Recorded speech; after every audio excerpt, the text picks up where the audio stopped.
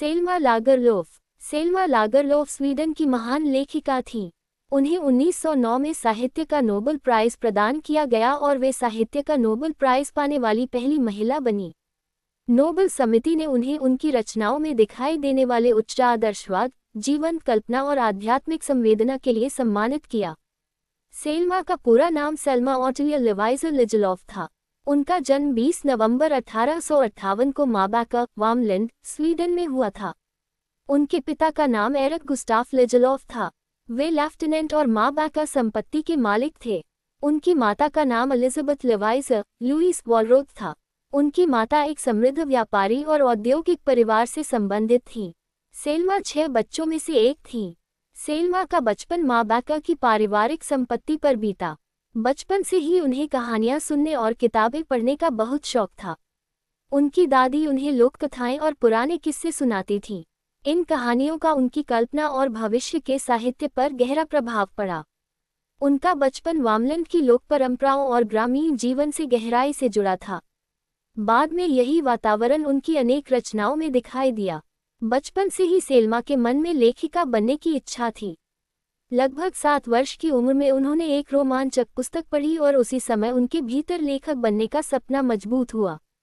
हालांकि उस समय महिलाओं के लिए उच्च शिक्षा और पेशेवर जीवन को लेकर समाज में कई सीमाएं थीं, फिर भी सेल्मा ने अपने लक्ष्य को नहीं छोड़ा। 1881 में वे स्टॉकहोम चली गईं और वहां शिक्षक प्रशिक्षण प्राप्त किया। इसके बाद 1885 में लैंडस्क्रोना के लड़कियों के स्कूल में शिक्षिका के रूप में काम करने लगीं। अध्यापन के साथ साथ वे लिखती भी रहीं। 1890 में उनकी एक साहित्यिक प्रतियोगिता में रचना पुरस्कृत हुई और अगले वर्ष उनकी प्रसिद्ध पुस्तक गोस्टा बर्लिंग सागा प्रकाशित हुई।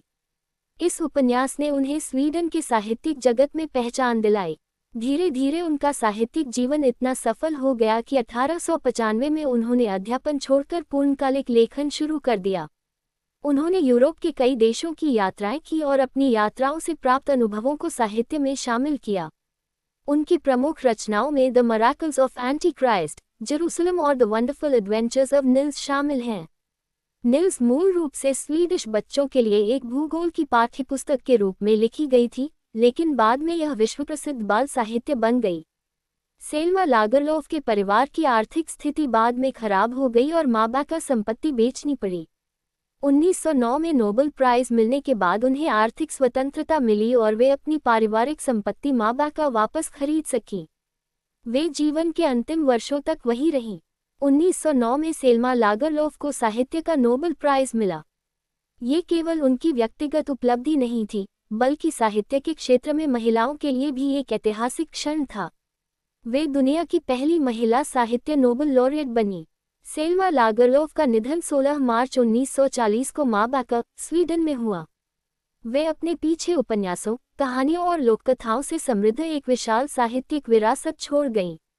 उनकी रचनाओं में कल्पना, मानवीय संवेदना, प्रकृति, आध्यात्मिकता और लोकजीवन का अद्भुत मेल दिखाई देता है।